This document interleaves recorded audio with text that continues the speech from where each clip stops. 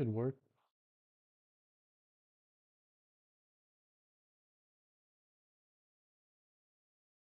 I'm not sure how my PC will handle it, but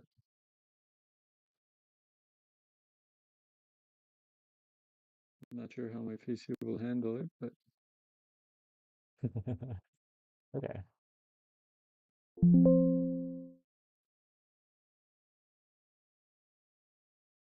I'm not sure how my PC will handle it, but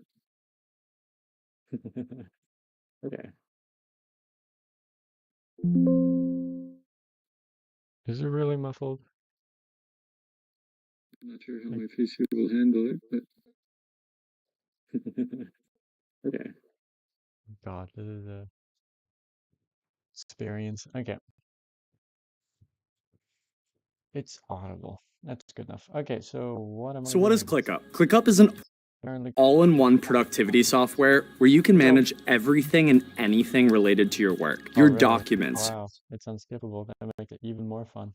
When we do a video like this, people are like, what's the color space? This is an entire visual effects course slammed into one YouTube video. We're going to be exploring the basics of how you make visual effects, and not just any visual effects, but invisible visual effects. We'll be working through several examples from our recent short film, Delivered. I have the files.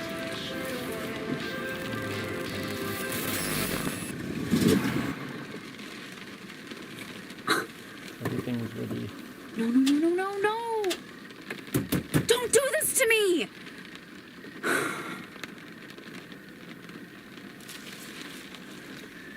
This is about a girl who gets into trouble, and then her trouble gets into trouble. And it has a bunch of visual effects, which hopefully you didn't really notice. And I'm going to show you exactly how we did that over the next couple hours. The first thing you got to do is download the media. You can click right here or in the first line of the description. That gives you all of the high quality, ungraded HD media. You can download that and throw that into Resolve, and it's for the entire film. So you can practice whatever visual effects you want. You can practice color and color management and all the stuff that is pretty important to know in Resolve. And you can get that totally free. All right.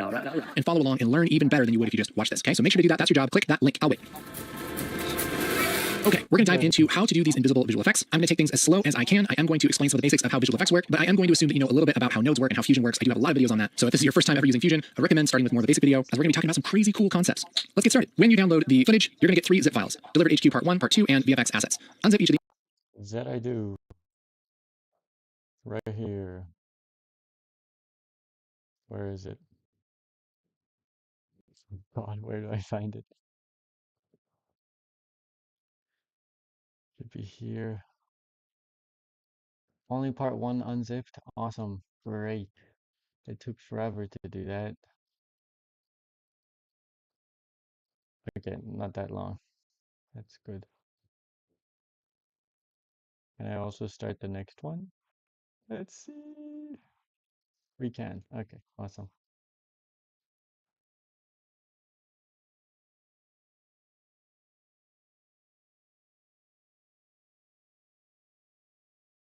God, my workflow is terrible. Okay. It might be a little bit a lot. A little bit of a lot. I'll just delete the zip files. Okay. These you can just right click, and I would recommend using a utility like 7-zip on Windows or the unarchiver on Mac, and just extract the files. Now you put these in various folders. You can throw these all into one folder if you want to, doesn't really matter. What you should end up with after you unzip those files is a big list of MOV files, as well as an audiomix.mov. Grab all of this and drag that in like that. Now we have all of. Okay, part 1.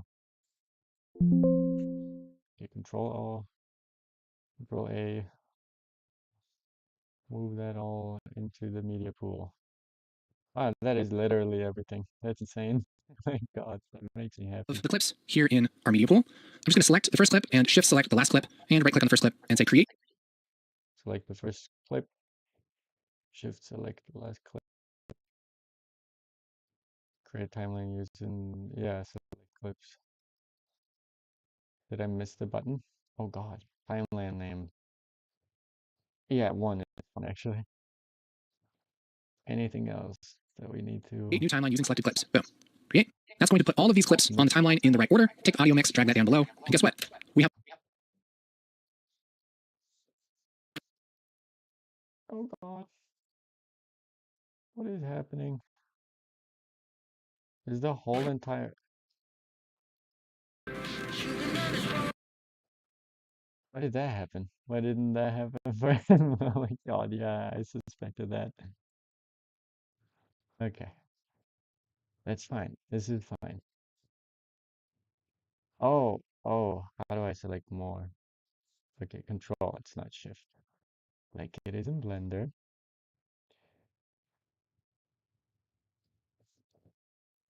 I've been doing a lot of Blender lately too, but I can't really show that because... Can I zoom out? How do I zoom out?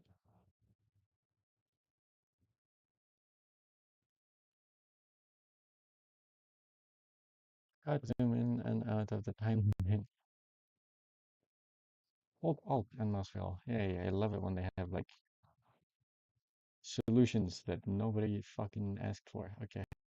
And I just bring this close. Yeah. That's a whole ass movie. It's awesome. Why does it continue? Oh, it's probably part two, right? Yeah. Should we just bring in part two right away? I don't know. Something's missing. Something's happened. Oh god. I thought I finished part two. Yeah, this is part one. I mean, yeah.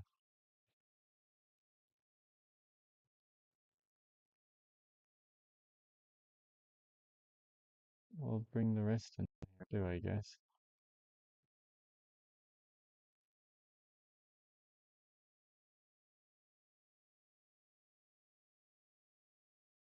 Does that work? Oh god. Why do they always hit it? Oh, you did it for me when I want to. Great. What is this?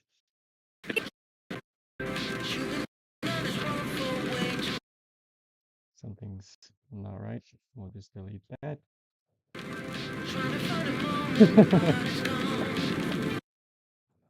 Yeah.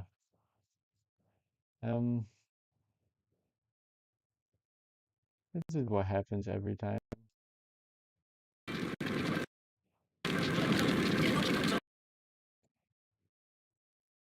Wonderful. This is demonic. Oh god. This is what happens whenever I try to try like the same tutorial.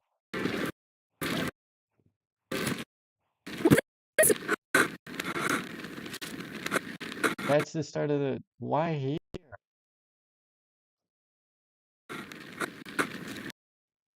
Okay.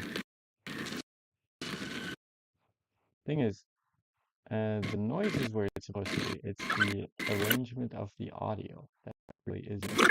I'm just trying to find a start. It's not getting better, is it, Flam?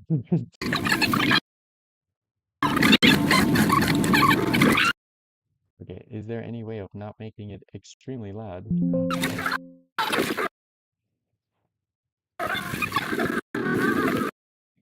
Oh.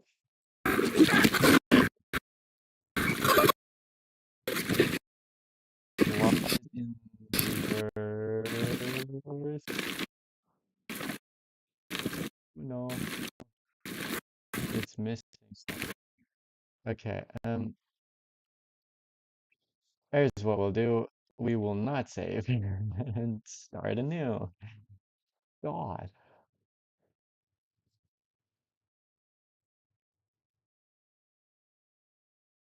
So far, so good. What is yesterday?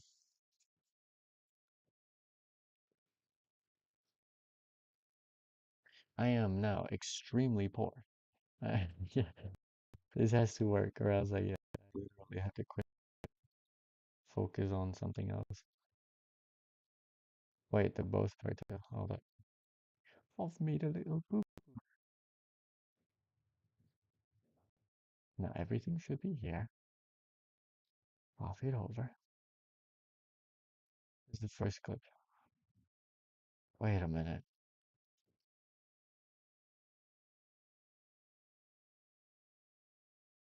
They've made a boo. They did it properly. You bastards. Oh, that's annoying.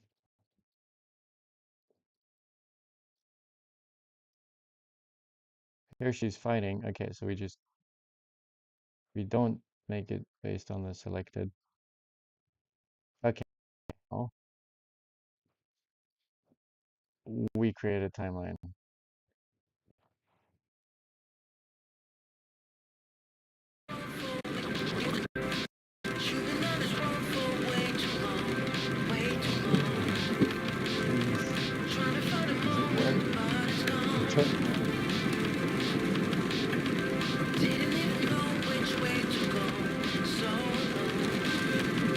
You've arrived. Destination is on your left. I don't have a driver or something.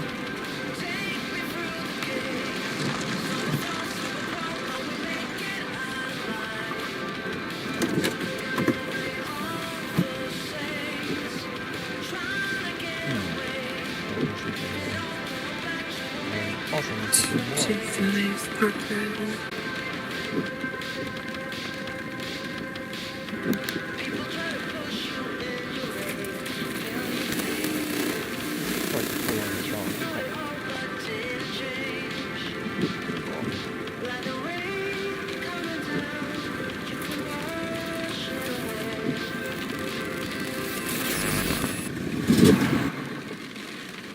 yeah, there's clearly an intro here that I'm missing. Oh no.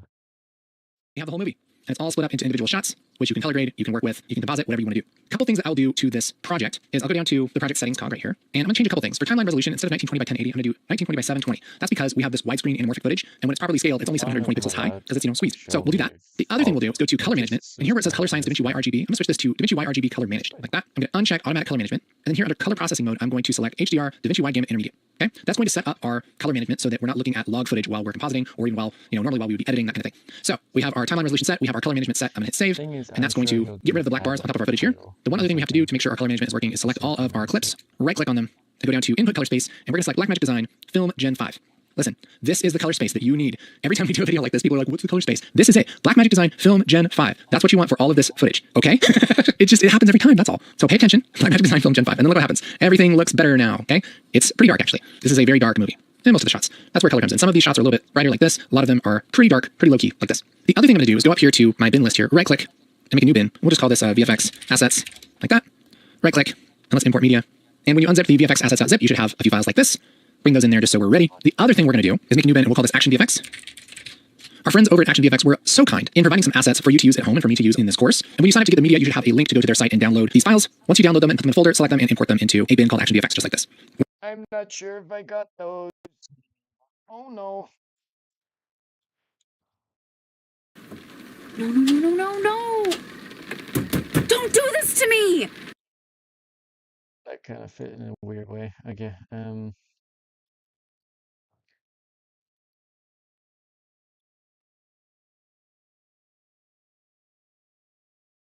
God.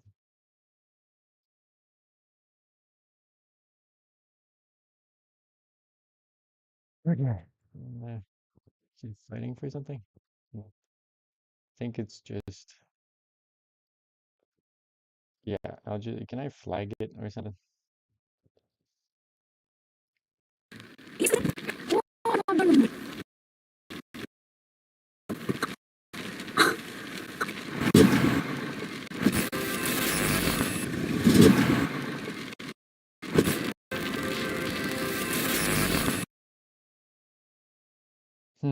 Okay.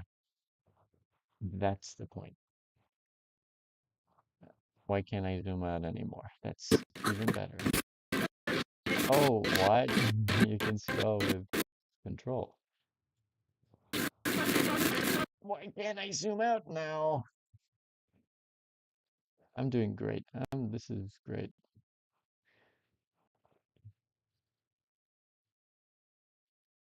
Oh, wait.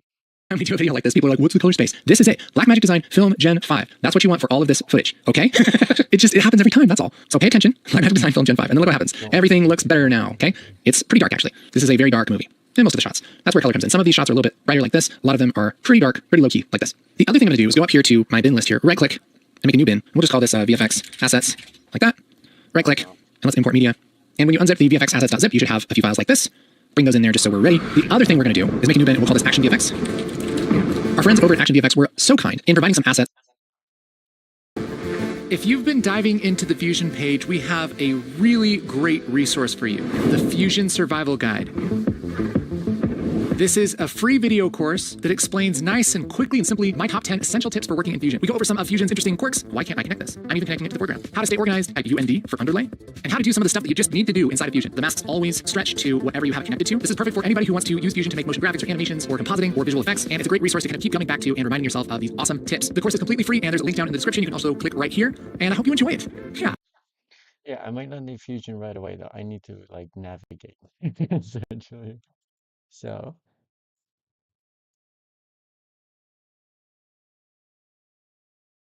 let's look for playlist. Resolve con. What the hell? There's a con? I mean, con artist. I have no idea.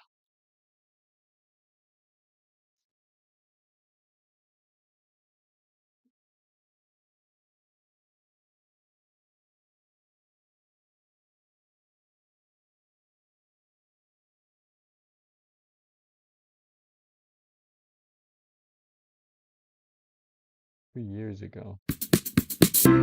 Hello, Casey Ferris here. I make videos on Davinci Resolve here on the internet. Today is a really big day because they just announced Resolve 18. Let's take a look at some of the features. This isn't going to be a big old video. Hey there, I'm Casey Ferris. I make videos on Davinci Resolve. Make sure to hit that subscribe button for more of those. Today we're looking at a basic tip on how to zoom inside of Resolve. Here I am in the edit page of Resolve 16, and when you're talking about zooms, you can mean just zooming in on a shot or an actual animated camera. Yeah, it should be this one. What's up guys, Casey Ferris here. Thanks for checking out another video of mine here on the YouTube. Today, we're talking about workflow inside Davinci Resolve 16. This is like a 30,000 foot view of basically how you would make a video inside of the app. This is great for anybody who maybe just isn't very familiar with Resolve or maybe gets confused with like, why are there so many pages? Why are there so many different parts of the app? What part of the app do I use for what thing? I'm gonna try and give you the most simple explanation I can so that you can kind of get rolling as fast as you can. That being said, I'm not gonna go over every single little thing. This is kind of a big overview. Let's jump into it. When you open up Resolve, the first thing you'll see is the project manager. That's this window right here. This is where you open, save, export, make new projects, that kind of thing. Best thing to do here is just hit new project and call it something. I'll call this coffee and it'll think for a second and open up a blank project. If you're gonna be editing a video, the very first thing that you want to do is start importing media so that you can actually start working with it. You can do this in just about any part of Resolve, and all different parts of Resolve are down here in this button bar. This is kind of like a way to organize the layout or the jobs of the program. So you do your video editing in the cut or edit page, you do effects and graphics in Fusion, color correction in color, audio in Fairlight, deliver is where you render out a project, and media is where you manage media. So if we want to import some media, this is a great place to start. I'll just click on that, and it'll switch out my interface to look like this. This is a really powerful page. You can do all kinds of things with organizing, naming clips, putting things in folders, and just getting really detailed with all of the information about your clips. You can just be as OCD as you want.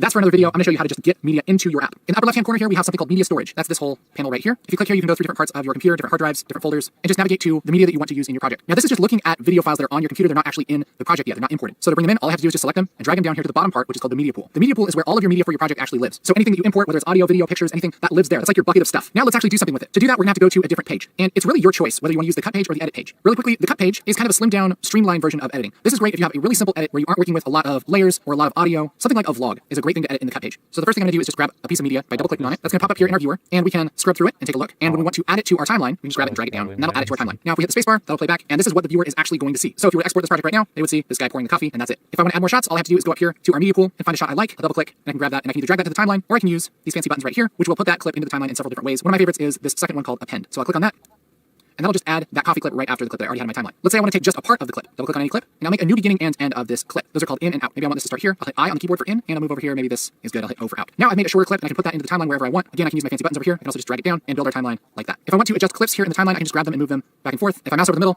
there's this little white icon that lets me slip this clip and pick a different section with the same ins and outs. I can also grab the edges and make a clip shorter or longer. And if I do this to the beginning of a clip that is halfway through the timeline, it just kind of moves it down so that it's shorter and there aren't any gaps. Something that's unique to the cut page is down here we have kind of our zoomed in view of our timeline, and then up here in the middle we have the zoomed out timeline. This is really convenient if you want to jump around in a really long project. If I want to jump towards the end, I can just click towards the end here. If I want to jump all the way to the beginning of the project, I can just click towards the beginning here. And then I can get really detailed with this kind of zoomed in timeline down below. So the cut page is for assembling edits really quickly. If they're a simple enough edit, you can do everything in the cut page. Again, there's a bunch of stuff that we aren't going over, but that's basically what it's for. Now let's say we want to get a little more detailed. Maybe we want to add some audio, maybe do some more detailed edits. That's a good thing to do in the edit page. Now, anytime I switch to a different page, it's going to take the same timeline that I made, and it's just going to open it up in kind of a new mode, right? So if I click on edit, that opens that exact same timeline that I've been working on. It's just in the edit page. This is the page that's a lot like an NLE that you might be used to if you're familiar with video editing. It looks a lot like Premiere. Actually.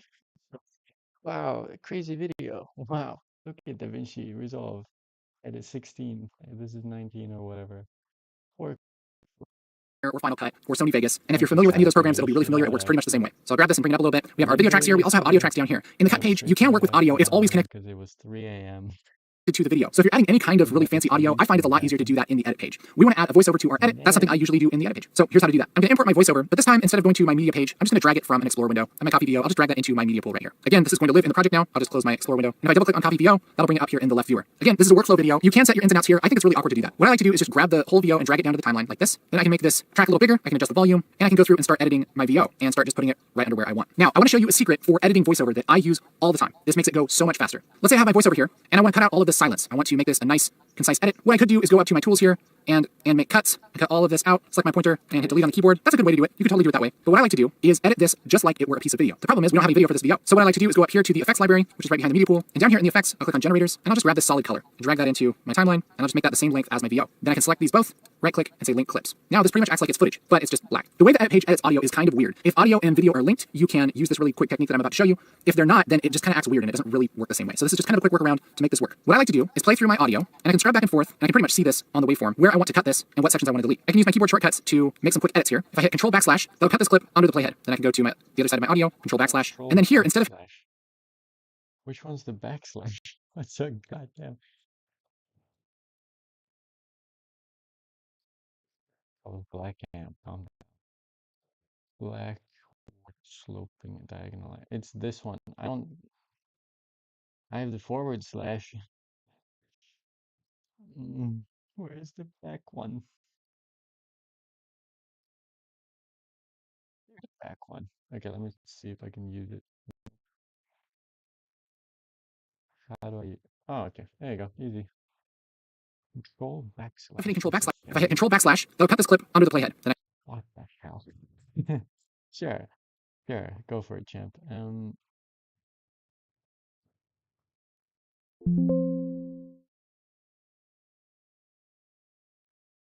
Right? And then we will simply...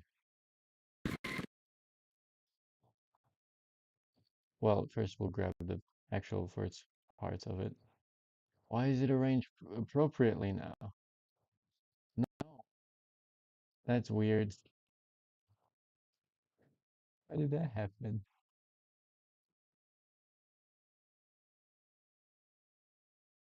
Wait, what? We got all the files now. Huh? Yeah, I'm happy. That works. Note to self, open them up in this one for some reason. The editor, what was the name of it? I can cut this, and what around linked, you can use this really quick technique that I'm about to show you. If they're not, then it just kind of acts weird and it doesn't really work the same way. The edit page, yeah. Okay, still did. Move in, sir, ma'am. Is it where it's supposed to be?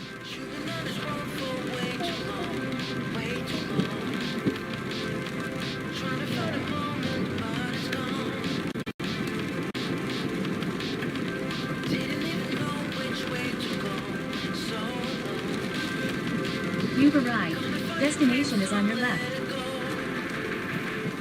Yeah, don't follow.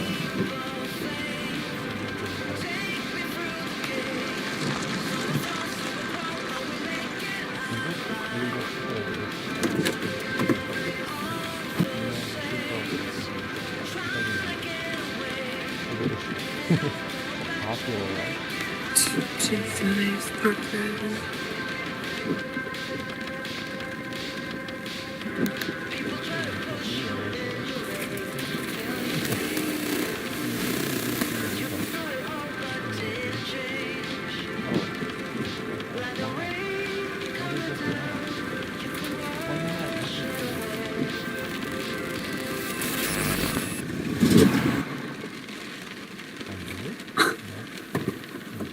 No, no, no, no, no, no!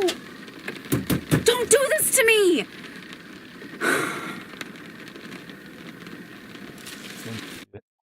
Now we're gonna edit it and make it look real goofy. Anyway, so this is just kind of a quick workaround to make this work. What I like to do is play through my audio, and I can scrub back and forth, and I can pretty much see this on the waveform, where I want to cut this and what sections I want to delete. I can use my keyboard shortcuts to make some quick edits here. If I hit Control backslash, that'll cut this clip under the playhead. Then I can go to the other side of my audio, Control backslash, and then here, instead of hitting Control backslash, I'm going to do another shortcut. It's Control Shift Left bracket. And what that does is make a cut and delete the beginning of the clip all the way up to that other cut. Control Shift Left bracket. Who the hell came up with these? Control Shift Left bracket. Sure. Okay. Whatever. So I can quickly play through this. Pause. Let's just try that though. Whoop. Let me just zoom in on this piece right here. What was it? Control. Yeah, that worked. That would cut. Oh, where did I go? How did I move? I mean, we remember Control can do it. That's awesome. Okay. Control back bracket, whatever. The slash thing. Which about the opposite one? The evil twin. And then we have, what was the other one though? Control backslash Shift Left bracket. And what that does is make a cut. Control backslash, and then here, instead of hitting Control backslash, I'm going to do another shortcut. It's Control Shift Left bracket. Left bracket. Okay, so say I go over here instead of making a cut like this, instead the left bracket. Control Shift Left bracket. Sorry, and I should have cut a bunch of shit.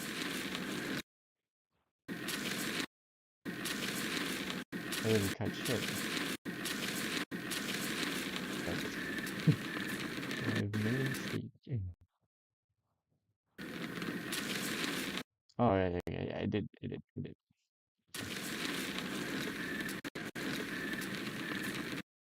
Hey, don't fight me.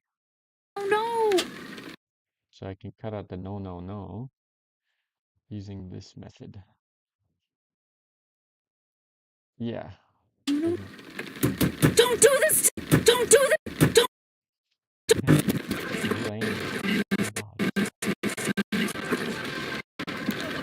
Where am I? Who am I? Oh God.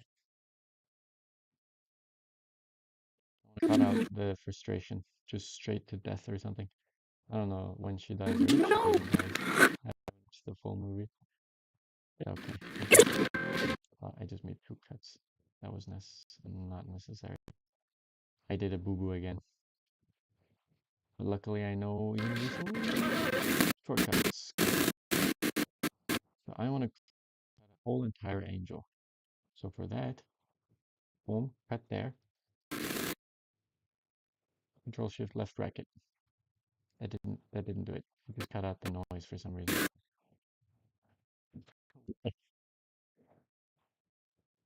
Now why have you gone ahead and done that? That makes no goddamn sense. Why are you?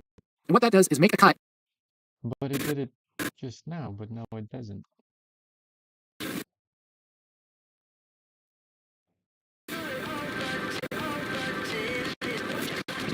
I don't know if I've made the right thing.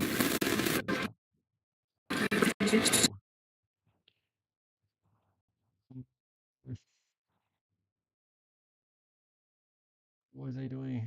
Yeah, this button. This button. Left bracket. And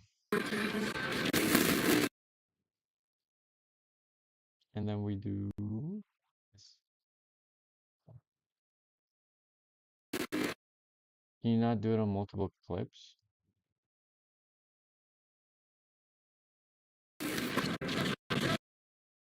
I'm gonna cut it out.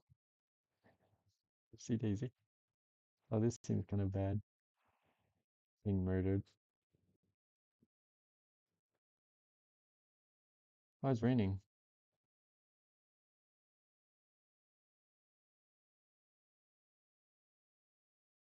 Why would you not wear a hat? Okay. Anyhow. I forgot I had to timeline. I'm getting used to this button now. So that's good.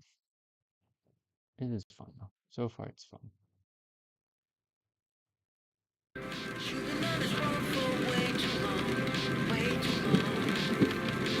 I don't know if this is copyright free. Probably it is, considering it's a short movie that they made for free. But I cannot post probably. This video here is probably like on the teetering edge as well. Can't zoom in. Can they cut to the same clip? Probably, and that's my guess as to why it keeps the noise gets. That's really annoying. Let's just make this one. Like he could talk to the guy? No. Or is it?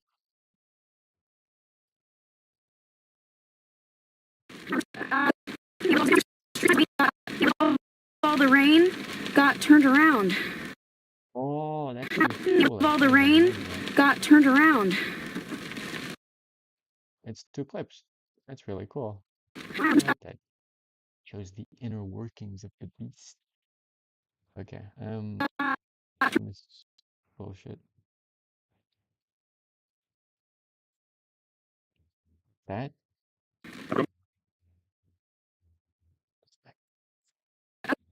Got turned.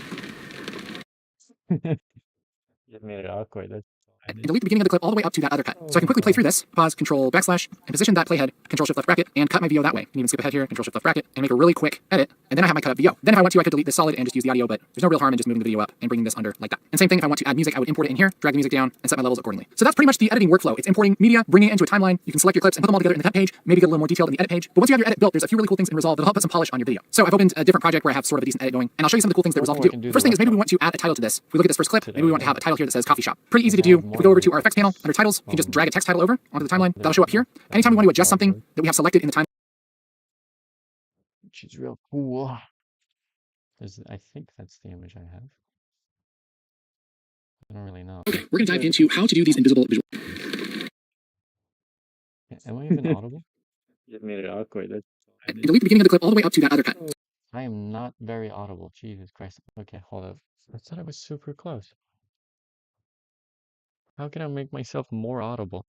I have to increase the gain, but I don't know how.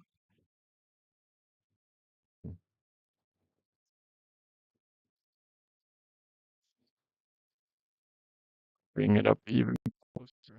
No. I think if I just decrease the noise of the video, it doesn't become so overpowering. Timeline in any of these pages. That happens in the inspector, which lives up here in the upper right-hand corner. Click on that, that'll open up the inspector panel. Then you can adjust the text and position it how you like. Super easy way to add a basic title. A lot of the time this works great. And we have coffee shop, yay. I'll put some polish on your video. So I've opened a different project where I have sort of a decent edit going, and I'll show you some of the cool things that Resolve can do. The first thing is maybe we want to add a title to this. If we look at this first clip, maybe we want to have a title here that says coffee shop. Pretty easy to do. If we go over to our effects panel, under titles, you can just drag a text title over onto the timeline. That'll show up here. Anytime we want to adjust something that we have selected in the timeline in any of these pages, that happens in the inspector, which lives up here in the upper right-hand corner. Click on that, that'll open up the inspector panel. Then you can adjust the text and position it how you like. Super easy way to add a basic title. A lot of the time this works great. And we have coffee shop, yay. But let's say that we want this to move along with the camera since this camera's kind of moving. Let's say we want to kind of stick it to this wall. Well, that's something that will happen in Fusion. Again, this isn't going to be a step-by-step tutorial, but just a overview of how you would do things, what you use every part of Resolve for. I do have a whole bunch of tutorials on the Fusion page. If you want to check those out, I'll probably just delete this text, and with my playhead over that clip in the timeline, I'll just click on Fusion page down here, and that'll open up that clip in the Fusion page. If you're not familiar with Fusion, this probably looks really complicated, but pretty much you can build fancy things with little recipes down here called nodes. These are just the building blocks for whatever you're trying to make. Right now, we just have 2 ingredients to this little recipe here. The first one is media in, which is just the clip that we have selected, and media out, which is what it will look like when Fusion is all done. In between is where the magic happens. So what I'll do is grab one of these icons from this toolbar here. The third one over is a T, and that's a text node. And I can hook this up in a certain way that will put text over my video, just like we had before. And again, I can adjust everything about it in the inspector, but we're also going to track this footage. So I'll grab an effect from our effects library here, tools, under tracking, just grab tracker, and bring it down here. And I can hook my original footage into this tracker node, and I can use the tools to track the motion of the footage.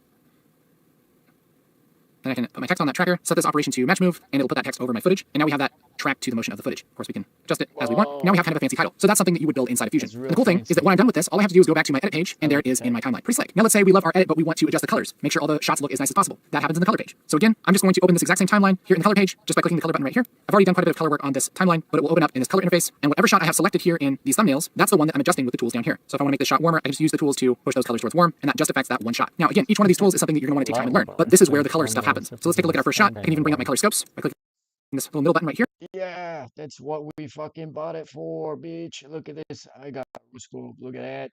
Wow. That's where all the money is going. I can't afford this. Oh, God.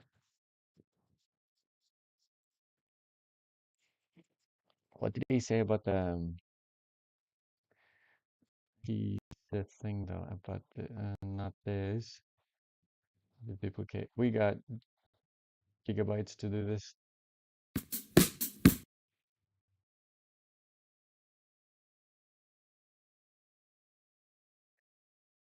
Does he have his own? Yeah, Fusion, Black Magic. Oh, that's it's a lot of stuff about fusions. I had to install LUTs. Oh God, LUT as well. LUT is like a preset for color. If you use After Effects to make motion graphics and visual effects, this is the video that's going to help you switch to Fusion. So this is going to be a little bit more of an advice video. We'll jump into the interface in just a few minutes, but first of all, I want to say this. I have used After Effects for many years. My first real job was using After Effects. I used it professionally as a freelancer. I made motion graphics for broadcast. I did visual effects for short films, all kinds of stuff in After Effects. I got nothing against it. I think it's great. There's a Kool-Aid Jammer just sitting here. Get out of here, Kool-Aid Jammer. I had a party earlier. Got to have my KJs. So I love After Effects. But a few years ago, I switched from After Effects to Fusion. And I'm talking, didn't open After Effects again, didn't use it ever again, uninstalled, unsubscribed, all of it. Why? Well, because Fusion's a pretty darn good replacement for After Effects. So what drove me to Anywho, here, and that'll show a graph of all of the colors in my image. And I can use my color wheels to adjust the darkest parts of the image and make them darker with this little wheel down here. Make the brighter parts of the image brighter with this little wheel under gain. And as I push to the right, we can see the image gets brighter here in the highlights. I can add some saturation just by rolling up on my saturation here. Now we have a much better looking image. I can quickly turn my color grade on or off using this little rainbow button right here. Now we can see that difference. Now you may be saying, well, I don't want to color grade this graphic that I just put on top of this footage. If it's something like white text, it probably doesn't matter, honestly. But if it is something that's more complicated, you're going to want to build that as its own thing inside of Fusion. So it would look something like this. So if I wanted to quickly fix this, which happens quite a bit, what I'll do is hold Alt and drag this kind of over, just kind of out of the way so I have a copy of it. What I'll do is right click on this footage and go down to Reset Fusion Composition. It's going to ask me if I want to reset it. I'll hit Reset. That's going to make this just the normal footage without anything happening in Fusion. And I'll grab my Fusion comp right here, which has everything including the footage on it, and I'll just go back into Fusion. But instead of that footage, maybe I'll grab a background node, drag that down, delete my media in and my merge, and just connect my background to my tracker. What that's going to do is just put this text on black, and I can select my background node, go up to my inspector, and just bring this alpha down. So now I just have this same tracked title, but it's on top of nothing. So pretty much just separated the layers here. I have my coffee shop title and my footage, but they're separate. Now when I go back to color, they're separate here. And even if I go crazy and make this just insane blue, it doesn't affect that title that's over it. Other than that, the color page is pretty much going through each shot and making sure it looks good and that it matches with the other shots, which again is its own thing, but this is where it happens. The last major page is the Fairlight page. Just click on Fairlight. This is where all of your audio stuff happens. If you're familiar with any kind of audio app, this will make a ton of sense. You have your timeline here. Again, this is the exact same timeline that we've been working on. You can even bring up your video tracks just for reference if you want to. Go up to this button right here, timeline view options, and this first icon says video tracks. That'll bring up our video tracks so that it makes a little more sense in context. This is the page where I will do my more detailed audio mixing. Things like adding filters, adjusting levels, that kind of thing. One thing I like to do is on my first track, my video track, you can double click on the mixer strip here on this little square right by Dynamics, and that'll bring up a whole bunch of plugins that are really awesome for making your audio sound good. I'll usually put on a compressor, bring up the ratio a little bit, bring up the makeup. I just make sure that my VO is loud enough and the loud and quiet parts come through at a similar level. You can do a bunch of hold up. So I can quickly play through. Is a T, and that's a text node. And I can hook this up. Again, is its own thing, but this is where it happens. The last major page is the Fairlight page. Just click on Fairlight. This is where all of your audio stuff happens. If you're familiar with any kind of audio app, this will make a ton of sense. You have your time Of Casey Ferris, subscribe to him, please. line here. Again, this is the exact same timeline that we've been working on. You can even bring up your video tracks just for reference if you want to. Go up to this button right here, timeline view options, and this first icon says video tracks. That'll bring up our video tracks so that it makes a little more sense. Why is the audio so much better than just my spoken audio? That's my email. Don't have that. Context. This is the page where I will do my more detailed audio mixing. Things like adding filters. You literally cannot hear me. What the hell? I am gone. I'm not there. Adjusting level. Have that. How's my audio? Context. This is the page where I will do my more detailed audio mixing. Things like adjusting level. Have that. Where you're just doing a test. How's my audio? Context. This is the page where I will do my more detailed audio mixing. Things like adjusting level. Have that. Where you're just doing a test. How's my audio? Context. This is the page where I will do my more detailed audio mixing. Things like This is gonna keep happening, isn't it? Where you're just doing a test. How's my audio? context. This is the page where I will do my more detailed audio mixing. Things like This is gonna keep happening, isn't it? Where you're just doing a test. How's my audio? context. This is the page where I will do my more detailed audio mixing. Things like This is gonna keep happening, isn't it? Where you're just doing a test. Okay, sure. Why is it so low? Properties? I don't know why it's in Polish. It is what it is. I can't really do anything.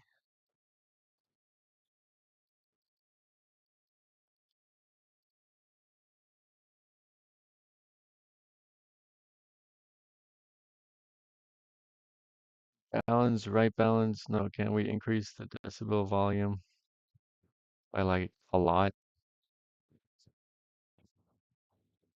4. Okay, no, not that much. Okay.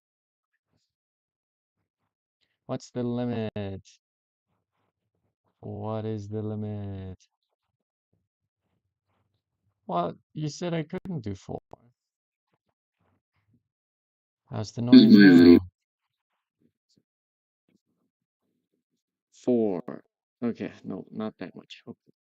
Why does it sound like I'm inside a fucking can? Does the is the DJI mic thing even working?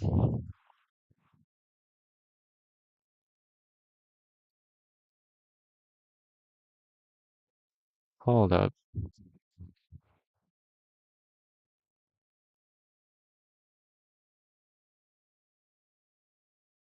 Now, please.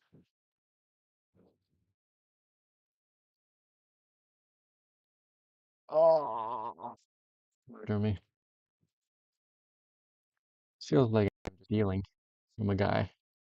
God damn it. Okay.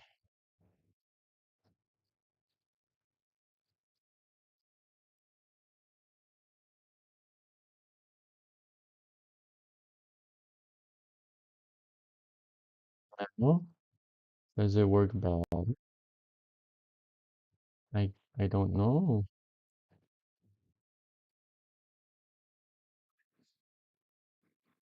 What's the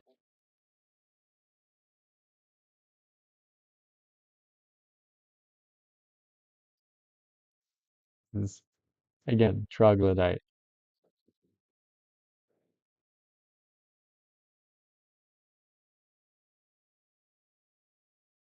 Come on, waiting for noise.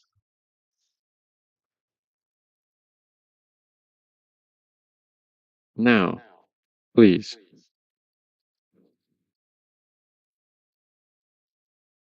It's not recording in the DJI, I'm noticing. Why? Why did you do that?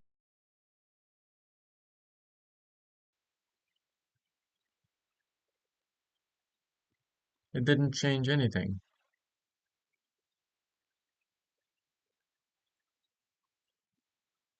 Delete both channels. I don't care.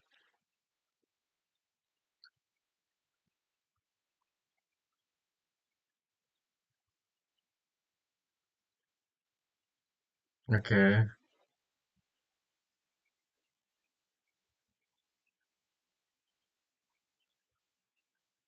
please. Connecting. I beg you. I beg of you.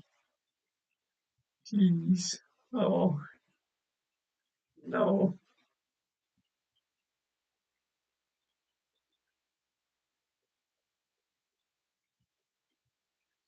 I'm gonna connect to somebody else's stuff. That's. You can do it. Yes, you can. If you can't do it, no one can. Okay, connected. Now, we'll change this one. DJI, please. Audio input capture. How loud is that? Just it's gonna take a while to upload. I just want to check. I beg you. I beg of you. Please. Oh, no. Why am I a robot? Now, we'll change this one. DJI, please. Audio input capture. I'm a goddamn robot. Can I just wait?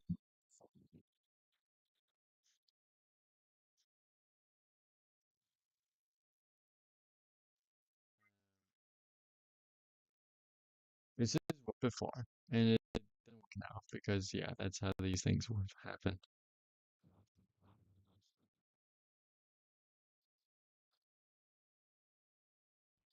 Please. Now it should be single channel thing. DJ, please. Audio input capture. I I am robot, please. Zip zoob zab.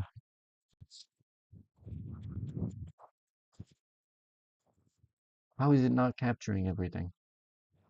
Power is good, right? Like 90%, 70%. Yeah, it's not bad. DJ, please. Like 90%, 70%. Yeah, it's not bad. DJ, Gain. please. Like 90%, 70%. Yeah, it's not bad. DJ, Gain. please. Like 90%, 70%. Yeah, it's not bad. DJ, please. Okay, sure. Is this good enough? Am I audible? I can't tell. Okay, sure. Is this good enough? Am I audible? I can't tell. Okay, I am. Good enough. That kind of madness. Well, the biggest factor is that for editing, I had switched to Davinci Resolve. And so when you're editing and doing color and everything in Davinci Resolve, and you still need motion graphics and titles and visual effects and everything, round tripping to After Effects is sort of annoying because you have to export the clip and then bring it into After Effects, do your stuff, export from After Effects, bring it back in, and ain't nobody got time for that. And you might say that if you worked in After Effects so much, why didn't you just edit in Premiere? Well, I used Premiere for a really long time as well. I started editing on Final Cut 5, I think, then went to 6, then went to 7, and then once the Creative Suite apps kind of got a little bit better, I switched over to Premiere and it was lovely. But over the years, Premiere became less and less reliable.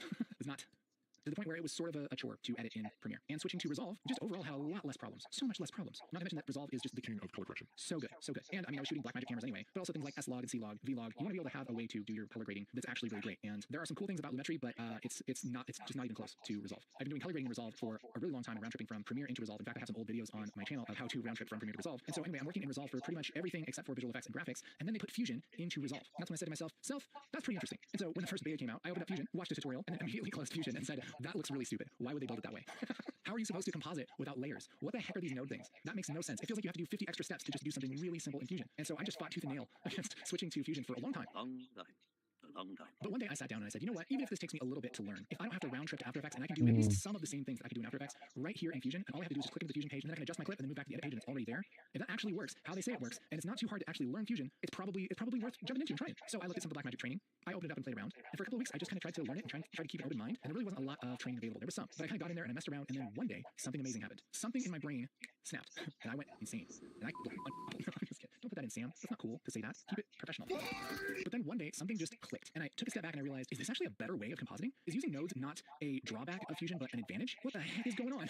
And that's when I realized that this tool is all of the things that I love about After Effects, but it's like twice as powerful. Because not only can you build the same stuff, you can actually do a lot more advanced things just because of the nature of how nodes work. And so nodes, even though they're kind of a pain to get your mind around, once you get your mind around them, they're a better way to work. And it's integrated in Resolve, so it's faster. And it's free. So I was like, dang, do I actually love this?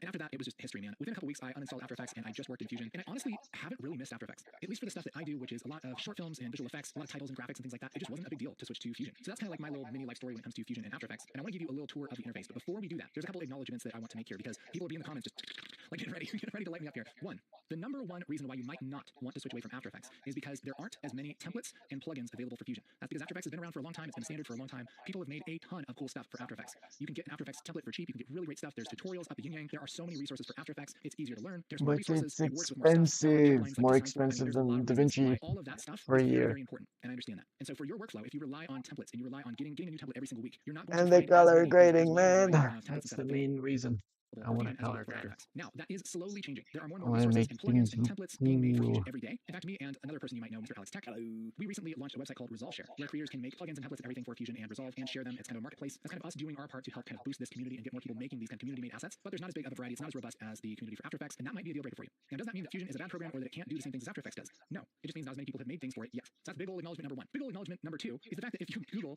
is Fusion good for motion graphics, what you will probably come up with is a bunch of forums where people say things like, Fusion is great for visual effects, but it doesn't hold a candle to After Effects for motion graphics. This is something that just doesn't make any sense to me. I think where this comes from is people see a compositing app like Nuke, which is like big boy compositing. That's like what they use on Marvel movies and stuff like that. That is a visual effects compositor that is based on nodes. And Fusion has very, very similar tools. In fact, Fusion and Nuke are almost identical when it comes to like how you would lay out your nodes. They have very similar tools. And so Fusion is a very, very capable visual effects compositor, even for, big time effects. And so saying that Fusion is great for visual effects, that totally makes sense. But I think what happens is people look at the fact that there isn't as big of a community, there aren't as many plugins, and then you combine that with where are the layers? There's no layers. How am I supposed to do graphics if I don't have layers? Okay, it took Actually, him there are layers. 2.5 years to fucking match his own skill. Okay.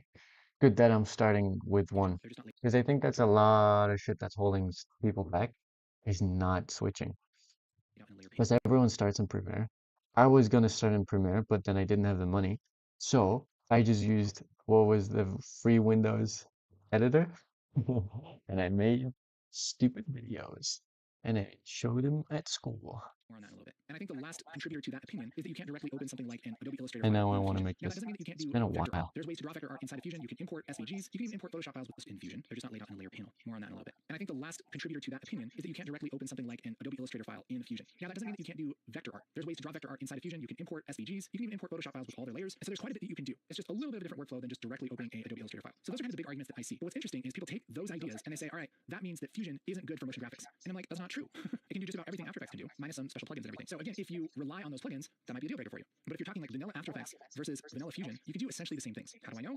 Because I do it all the time. Doing a detailed 2D animation in After Effects takes a really long time and a lot of skill. And guess what? You can typically do the same thing Right. in Fusion. Takes a lot of time, takes a lot of skill. So if you're this deep in the video and you're like, I haven't really used a lot of external plugins. I mostly just kind of do things within After Effects. I'm hoping to get rid of my subscription. I've opened up Resolve. I like editing in Resolve. I'm cool with switching. Then I'll show you around a little bit. All right, so here's the Fusion page in Resolve. And if you're used to After Effects, the first thing you're gonna see is, oh no, there's nodes. Where's the timeline? Where's the layers? What do we do? The timeline is right here. So you can kind of scrub back and forth. This is where your playhead is, and so you can view your video Oh, up here, but the viewer is the same. And actually, if you go over here to the right, this is a lot like your effect controls, right? This is the inspector.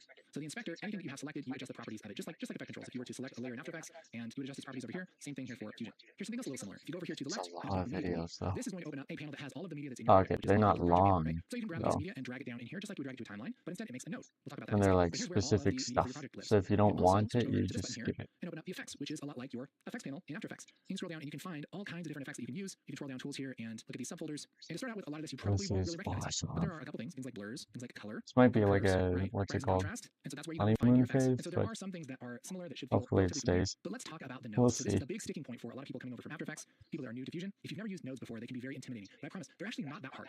It's more just looking at this and going, oh gosh, I'm lost. I don't even know what this means. What are these little triangles for? I feel like I'm doing some kind of creep. We'll talk about this. So you can, where's the apps takes a really long time and a lot of skill. And again, I mostly just kind of do things within After Effects. I'm hoping to get rid of my subscription. I've opened up Resolve. I like editing in Resolve. I'm cool with switching. Then I'll show you around a little bit. All right, so here's the Fusion page in Resolve. And if you're used to After Effects, the first thing you're gonna see is, oh no, there's nodes. Where's the timeline? Where's the layers? What do we do? The timeline is right here. So you can kind of scrub back and forth. This is where your playhead is, and so you can view your video up here, but the viewer is the same. And actually, if you go over here to the right, this is a lot like your effect controls, right? This is the inspector. So the inspector, anything that you have selected, you adjust the properties. Fusion Just like magic effect controls, wand. if you were to select a layer in After Effects, and you would adjust its properties over here. So the inspector, anything that you have selected, you actually, if you go over here to the right, this is a lot like your effect controls, right? This is the inspector. So the inspector, anything that you have selected, you adjust the properties of it, just like effect controls. If you were to select a layer in After Effects and you would adjust its properties over here, same thing here for Fusion. Here's something else a little similar. If you go over here to the left and open up media pool, this is going to open up a panel that has all of the media that's in your project, which is a lot like your project panel, right? So Okay. Media pool. Oh, there it is. you can grab a piece of media and drag it down in here, just like we would drag it to a timeline, but instead it makes a node. We'll talk about that in a second. But here's where all of the media for your project lives. You can also switch over to this button here and open up the effects, which is a lot like your effects panel in After Effects. You can scroll down and you can find all kinds of different effects that you can use. You can scroll down tools here and look at these subfolders. And to start out with, a lot of this you probably won't really recognize. But there are a couple things like blurs, things like color curves, right? Brightness and Ooh. contrast. And so that's where you go and find Ooh. your effects. And so there are some things that are similar that should feel relatively familiar. But let's talk about the nodes. So this is the big sticking point for a lot of people coming over from After Effects, people that are new to Fusion. If you've never used nodes before, they can be very intimidating. But I promise, they're actually not that hard. It's more just looking at this and going, oh gosh, I'm lost. I don't even know what this means. What are these little triangles for? I feel like I'm doing some kind of crazy science experiment instead of just stacking things up in layers. Well, let's get rid of all of these fancy things and just look at the two kind of starter nodes.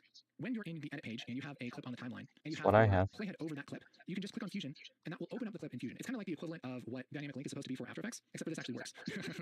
God, I'm so good. I'm just kidding, but not really. So No. it works reliably. Okay, I've had dynamic link work before. All right, Mm-hmm. it's worked several times in my life, in my lifetime. We can laugh about it now. That's funny. So when you open up a clip, you're gonna have two nodes. Now each one of these little boxes is called a node, and you link them together to make things happen. It's like a flowchart. Okay, so it starts out with this first node. This is called media in, and this last node is called media out. Now each one of these little boxes has one job, and so it's like one primary task. Yeah, it's very similar to the how it works in Blender. You just have. I don't get media in though, because in Blender this is like the properties of the material, and then here's the output image. Kind of. God, I have no idea what I'm talking about. Starting to learn all this shit last week, right? So it is what it is. And then you have generally properties, adjustment of properties, mixing, matching, layering, everything by putting it in between. One step for each box. So it's somewhat similar. Even navigation is the same. It's the middle mouse button and zoom with control. Yep, exactly the same. That's awesome. I don't know what shift does. Why does that highlight the X? In case you want to exit really quickly, I guess.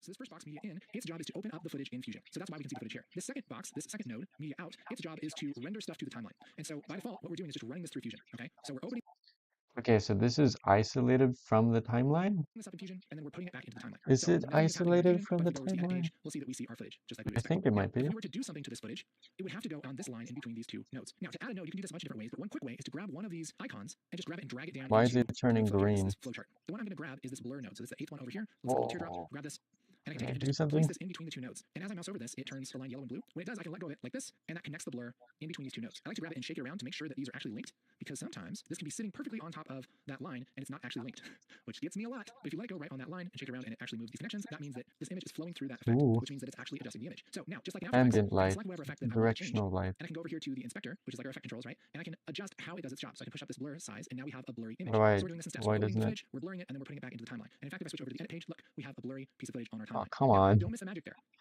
Why doesn't it do it for me? What did he And do? I can adjust how it does its job. I can shake it around, and this can be sitting like this. I'll grab this, and I can take it and just place this in between the two nodes. And as I mouse over this, it turns the line yellow and blue. When it does, I can let go of it like this, and that connects the blur. What the heck? What in the... LUTs. Oh, we got some movie LUTs. Oh, you get a bunch of LUTs. You get DJI LUTs? Oh, I'm happy. I'm good enough. This is worth 300 bucks so far. I added the color dark to the whole thing. Wow, In between the two that's nodes. I like to grab impressive. it and shake it around to make sure that these are actually linked, because sometimes this can be sitting perfectly on top of that line, and it's not actually linked. Okay, so you don't want to put it in the middle because then it kind of floats a little. Don't put it in the middle. It floats a little. Whatever.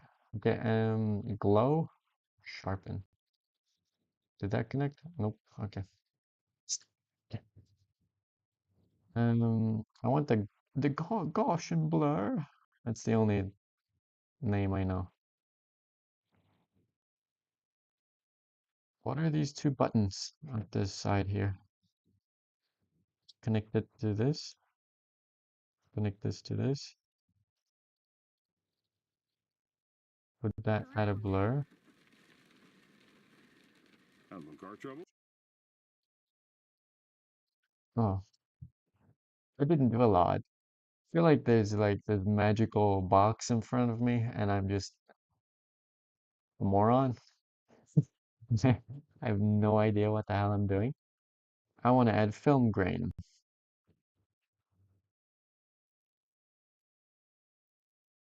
Car trouble? Oh, there's the grain. I can actually see it. That's awesome. Wow. Then my favorite, which is the reason I bought, also a really good reason to buy this, remove noise. Because Having then car it looks like you've captured it on a camera that's better than the one you actually own, which is genius. Filter, create bump map. You can make a bump map? That means I can make shit in 3D if I export it, I guess, in Blender. You can make a bump map, bro. That means this is compatible with Blender and I can make like a 3D image based on this. I don't need Photoshop. That's great. Even though technically you just, yeah, just highlight the darks and it probably doesn't help the fact that it's mostly dark. I don't know, you can probably adjust like what is the luminance, yeah. Average, max, min, red, green, going green. I don't know what I'm doing. It's just cool because then I can combine it with shit. Sticky note. Oh, okay. Can I write? What is this? Oh, it's an overview of the whole thing. Oop. Wow. Important information. How do I remove it? Okay. Underlay. Ooh. Can I put like media inside the underlay and then oh That's so cool. How do I get it out though? Didn't want to go out. That's something for me to figure out later. Plasma. Huh? Too advanced. I'm scared. Okay, move on. The magic mask. Where is the magic mask? Holy poly. Alpha divide. Delta key. Oh.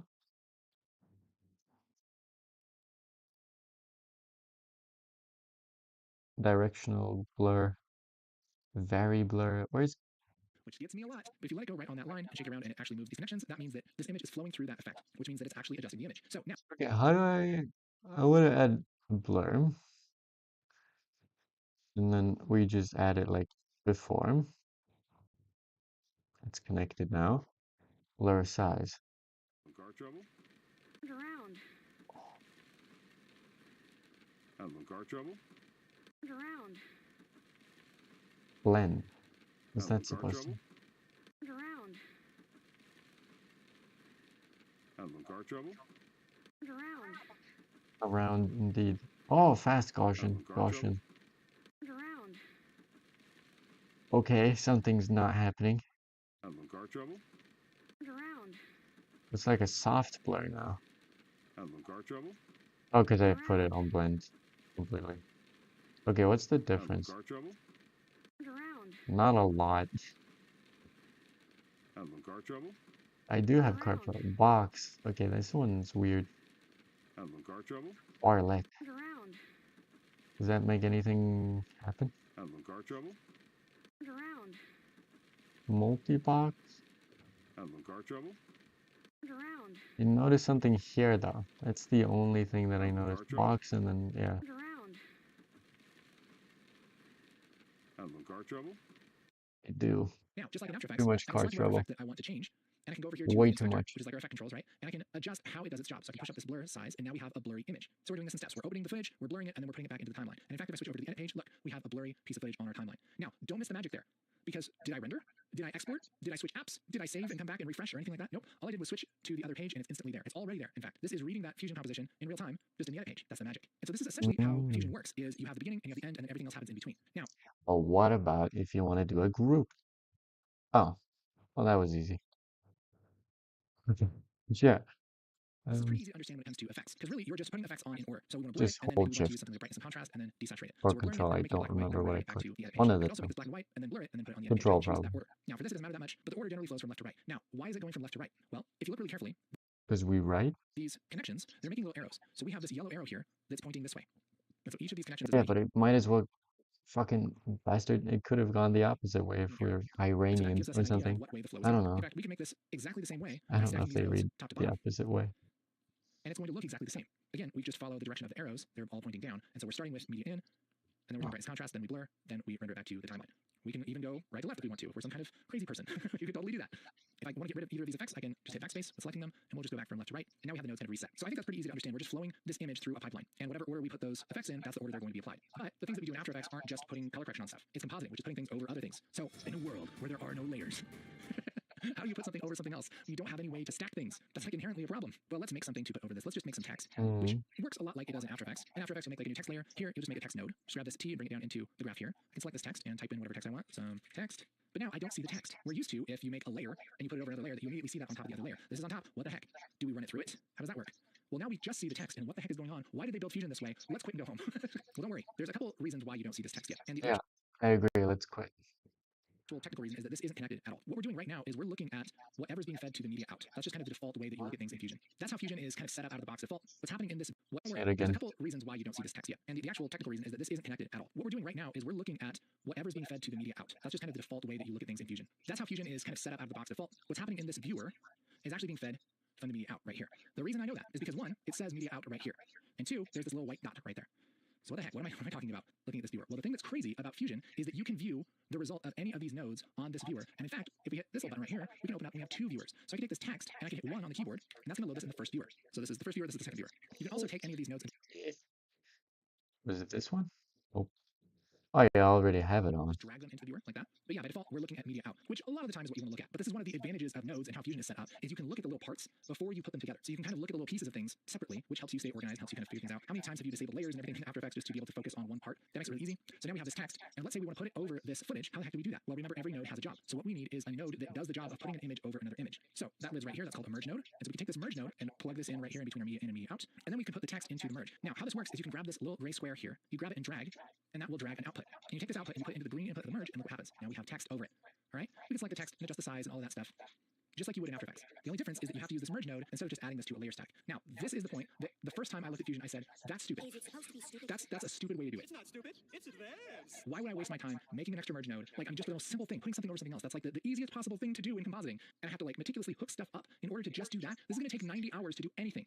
Well, it's not as bad as all that. Just because I've been explaining things as I go, I'm kind of showing you the slow way. So this is the way that nobody who actually uses Fusion really does it. Nobody grabs a merge node for the most part and then connects it like this. Just because that takes a long time and it's kind of annoying, right? What happens more often is you'll take the output of this text and you can drag this over the little white square, the output of the media in, and look what happens. It makes a merge node and puts it on automatically. Okay? What's even faster is if we don't have this text here, we can select whatever node we want to put this text over. So I'll just select this media in one, and I can just hit this text button right here, boop, and that will add the text with a merge. And now my text is over the background. Okay? So it's not quite as annoying as it seems like it is to begin with. Oh, philosophical aspect of it, I guess. So a lot of the time I find Wow. myself grabbing some text, bringing it into this left viewer, some text, and then putting it over where I want. And it just doesn't take that long once you get used to it. And so if that's like the big deal breaker for you, I encourage you to just take a few minutes and practice just adding things with a merge, because it's really not that bad. And a merge, this is how you put any image over another image. What's confusing for a lot of people, especially coming from After Effects, is that this is not how you add an effect to an image. So if you're going to add curves or color correction or brightness and contrast or something like that, or a blur on something, you don't put it on top of something. Even though in After Effects you're used to the idea of dropping effect on something, in Fusion you run images through effects. To change how a picture looks, we gotta run it through an effect. Whoa! To change how my picture looks, we gotta run it through an effect. So if I want to color correct this whole thing, I can grab the color corrector and run everything through this color corrector. And now I can push this to be blue, and everything gets this blue color correction. Let's make this text a different color, actually, just so we can see it. So I'll make this text like a yellow, like this. Reset our color corrector, so we have this yellow text, and as I move this blue, it kind of neutralizes it. And so that color correction is being applied to the back. How did he do that? And everything gets this blue color correction. Let's make this text a different color, actually, just so we can see it. So I'll make this text like a yellow, like this. Reset our color corrector, so we have this color text, and as I move this blue, it kind of neutralizes it. And so that color correction is being applied to the background as well as the text, because the text is being put over the background, and then we're color correcting it. Again, it goes in this direction, right? It goes along the flow. So again, this seems more complicated, but it's actually a better way to work. Because think about how many times in After Effects you've been like, okay, well, I want this color correction over a group of layers, and so you would maybe use an adjustment layer. This is essentially like an adjustment layer, right? Everything that runs into this color corrector gets color corrected. If I want to color correct something by itself, I just do it before it gets merged. So I can take this color corrector, I'm just holding shift to bring this out of the flow and drop it back in. And now I can do that color correction without affecting my text. And if you've been paying attention, you can actually kind of see that we still do have layers here in Fusion. It's just not set up with a layer panel. Now, how does that work? Yeah. This is layer 1, this is layer 2, this is layer 3. So it just kind of goes from left to right, because we're still stacking things on top of each other. So this is footage, this is an adjustment layer, and this is a text layer. They just go from left to right instead of bottom to top. Okay, but what about animation? We don't have a timeline with layers and keyframes and everything to move around, right? Well, actually we do. If we go up here to this button and click on keyframes, that'll open up our keyframes panel. And sometimes by default, there's this little menu here, and we have animated So many right here. panels. So check animated. That's going to give us something that looks an awful like the After Effects timeline. Look at that. I also have it. I mean, I gosh darn hope I do, but I'm getting a little tight here. Like squeeze it. Yeah, kinda. There you go. Okay. The only difference is that these Now are really what? set up in layers. This is just a list of all of the nodes in our flow. But going from left to right, we have our playhead. And if we animate things, we're going to be able to see the keyframes here. So how do we keyframe stuff? Well, I can keyframe this text. I'll just select the text, go over to this second icon here, and let's grab the center. So the center adjusts where this text is. It's like the position of the text, right? And I can add a keyframe. This should be somewhat familiar. There's a little icon here. And if I click that, that's going to add a keyframe. And now look what's happening down here. We have Oh, the that's left what to right. that That is the icon keyframe means. for the It's the same shit in Blender. I just never understood what the hell it was. Okay, but where's mine? here. How do we keyframe stuff? Well, I can keyframe this text. I'll just select the text, go over to this second. Hold up, I'll add some text too. You can add some 3D stuff though. That's really cool. I like the fact that directional light. We'll just add that to this. Nope. Got it. Okay. I don't know how. How do I do that?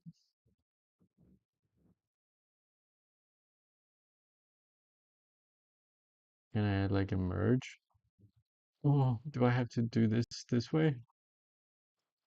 Did he Here search to load up, somehow? right? Well, actually, we do. If we go up here to this button and click on keyframes, that'll open up our keyframes panel. And sometimes by default, there's this little menu here, and we have animated checked right here. So if we uncheck animated, that's going to give us something that looks an awful like the After Effects timeline. The only difference is that these aren't really set up in layers. This is just a list of all of the nodes in our flow. But going from left to right, we have our playhead, and if we animate things, we're gonna be able to see the I have two things here, which I'm not. Okay, yeah. This is just not connected. Force active tile picture. Huh? Tile picture. Where's the merge? Where's the? Is there any search option? Bookmark? No, it's not working out. How to search? Um,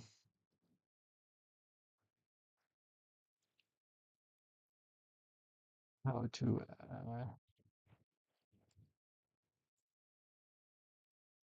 by searching. Right click on a specific node, then click add nodes, add parallel from menu. Alt option plus P.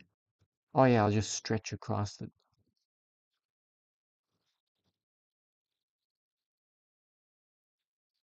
add. I don't know where it is.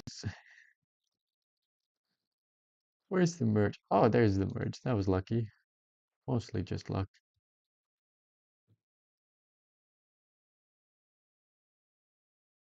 Oh, that's really nice actually. Helps me find it all. Why can't I add you? Bastard. Yeah, that works. I mean, of course it works, I guess. Okay, we'll just add text then. I don't care. Um, color composite deep pixel. Fog.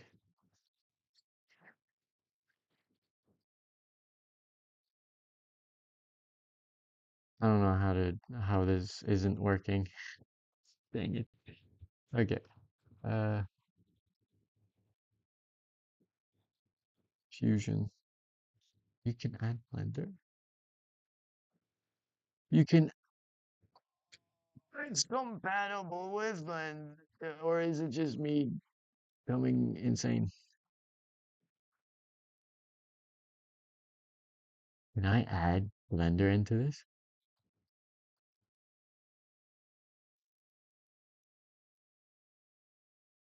Insanity. It's really scary though, is the turning off my PC is right next to the delete button, so I'm definitely gonna make that mistake at some point. Effect synonyms. What? Cineon log.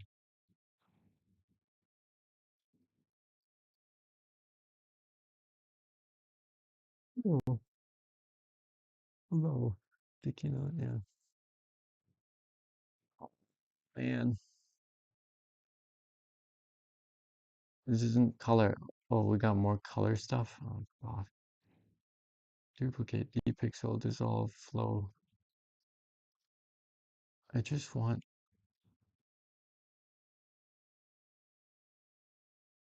heat slice blobs. Oh my God. Look at all this. Okay, this is text, right? Rise fade. Oh, jitter. No, this is inputs. Huh. But that's awesome though. You can import 3D files.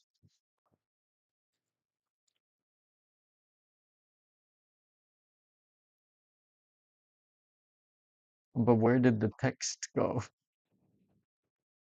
I just want the text. Gradient, Blender 3D cube, color.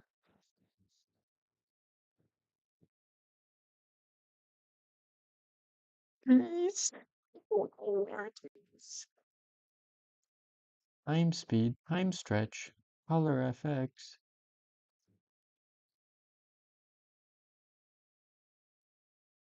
Mood mapping.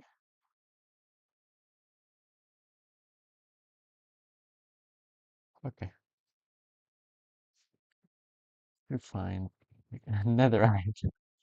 Where to find text in Davinci Resolve.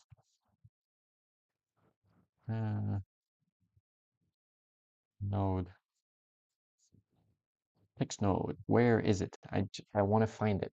I can't find it. So we're going to do, all right, so now we're ready to take a look at the text node. So we're going to start in the inspector, I'm going to start in the text tab, and we're going to go top to bottom, and I'm going to go across all the different options. So starting off the global in and out, this is going to be on pretty much every node there is, and that just controls pretty much what frame it starts at. So if we go here, 32, that's where the text starts at 0. Pretty simple and straightforward there. A quick thing to note as well is Hold up, you skipped all the important bits. it is a bit of a long one. We're going through every single option there is, and I think this is like the only video on YouTube to do that. So let's jump in. Alright guys, here we are in Davinci Resolve. So first thing I'm going to do is just quickly chuck down the Fusion composition, and we're going to jump into Fusion. Alright, so because we're taking a look at the text node, I'm going to just drag one down. Whoop. Why? It's right there. Oh, boy, now I feel silly.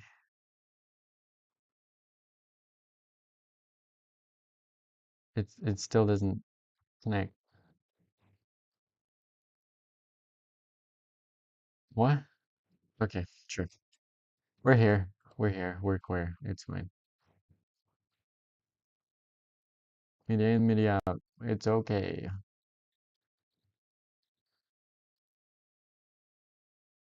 What is this?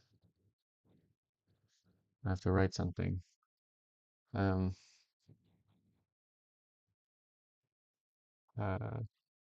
No. Yellow. Just the word yellow. What is this stuff? Um, Around. Having car trouble? I do have car trouble again. We've established. I want orange, please. Open sense. Whoa, you got a bunch of them. Wingding. I like that name. So we're going with the wingding. Why can't I see it?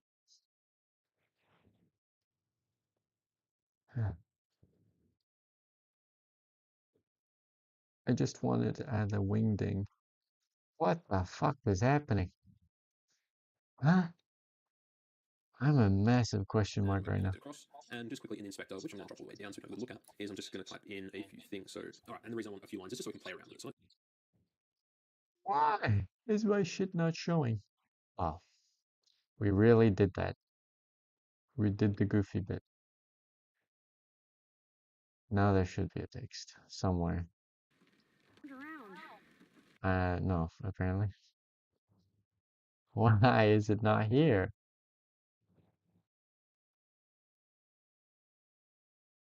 That's annoying. Grr? Question mark? I'm gonna growl. Growl at your feet. There's something here, but there's nothing there. It's like the alpha naturally set to 0 or like 100% or something. Or is it the... No, it shouldn't be. Like, this should be the layer. He just explained it. I don't get it. Oh, it's not here. That's not really gonna help. Type point frame. Oh, okay. Why is it invisible?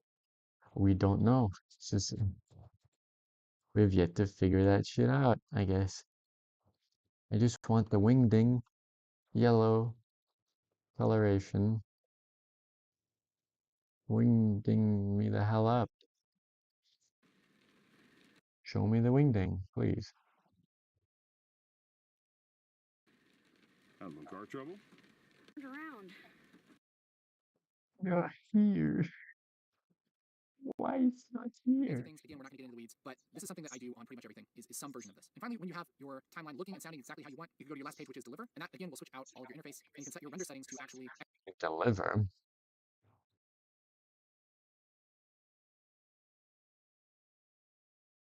What is deliver? Upper left-hand corner here are the render settings, and almost everything that I do is going to go on YouTube, and so if you know all of your video settings and everything, you can set them yourself. But what I like to do is just click on the YouTube preset, and then click back to custom. What that does is set everything here in the custom panel to the YouTube. Why would they make it like that? Sure. Okay, cool. settings, but when I switch back to custom, I can adjust things. The only thing I ever really adjust is this quality right here where it says restricted 10,000 kilobits. I'll usually make that about 30,000. And that's pretty much all I do. I'm gonna make it 30,000 too. I have no idea what it means, but I know that that one needs to be a 3. That's how we count Other those. than naming the file and picking the place for it to go, then you can hit add to render queue. And what that'll do is put this job here. This is where you can stack multiple different kinds of settings. So if you wanted to make just an audio version, you could click on audio only under the audio page, select wave, hit add to render queue, and that's going to stack those different kinds of exports. You can just drag select them, and if they're selected, then This you start could be rendering. really It's gonna render cool. your project, and it goes really fast, and it's going to do both of those jobs while you walk away. And that's pretty much it. So there you go. That's a 30,000-foot view of the general workflow of how to make something in Resolve. You pretty much just get your pieces together, put them in a timeline. You can do a lot in the edit and cut pages. If you want to get really fancy, you can go into Fusion. Color happens on the color page. Detail audio happens in Fairlight, and to render things out, you go to the deliver page. So for anybody who's confused about all that, I hope this is helpful. If you want a little more detail on just the features of Resolve and the power and what it can do, you can have a drink from the fire hydrant with this video. That's the crash course video for Resolve.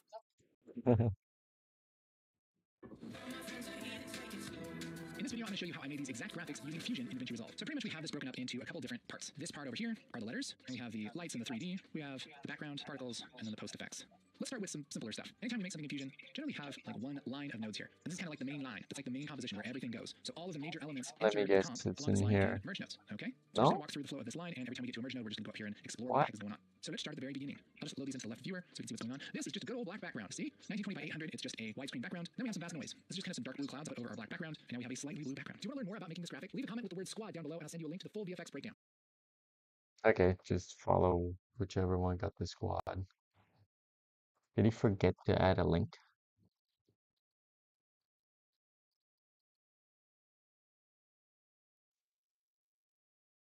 Wait a minute. This is so recent.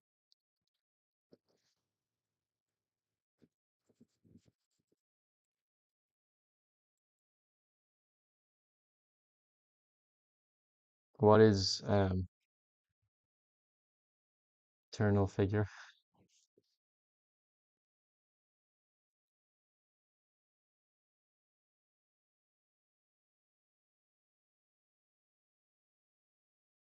Okay, there you go.